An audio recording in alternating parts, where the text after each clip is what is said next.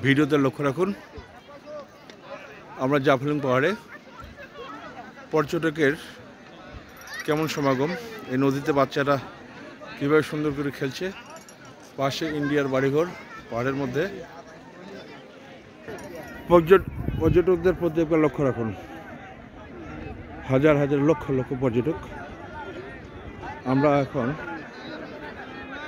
ফেরার পথে।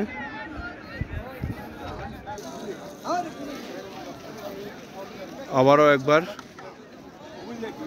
লক্ষ্য রাখুন,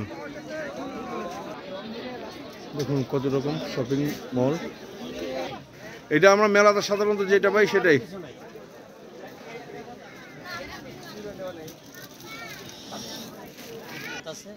দেখেন দেশি মুরগির রোস্ট আছে, এটা আছে আপনার হাঁসের মাংস, বলেন আছে আপনার গরু মাংস, বলেন এটা আছে আপনার রুই মাছ, এটা আছে আপনার ব্রয়লার মুরগি, এটা আছে আপনার লাসো মাছ, এটা আছে আপনার ট্যাংরা মাছ, এটার মধ্যে কি আছে? এটা আছে ডিম, এখানে আছে আপনার ডাল, চমৎকার আপনার চাপা শুটকি ভর্তা আছে, চমৎকার আলু ভর্তা, চমৎকার বেগুন ভাজি, কেরালা ভাজি। জাফলং পাহাড়ে ঘুরতে আসলে আপনাদের খাওয়ার কোনো সমস্যা হবে না ইনশাল্লাহ। এখানে অনেক ছোট ছোট ভালো হোটেল আছে, ভালো প্রকারের রান্নাবান্না করে।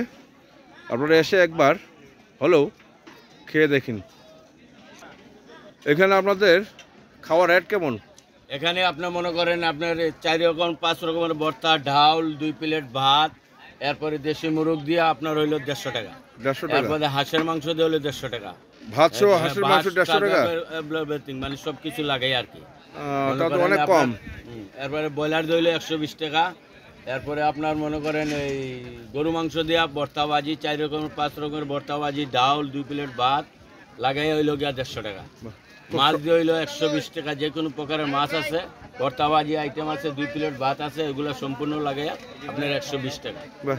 অনেক সস্তা। এখানকার খাওয়া দাওয়ার রেটও খুব কম। এখানে আসলে আপনাদের কোনো টেনশন নিতে হবে না ইনশাল্লাহ।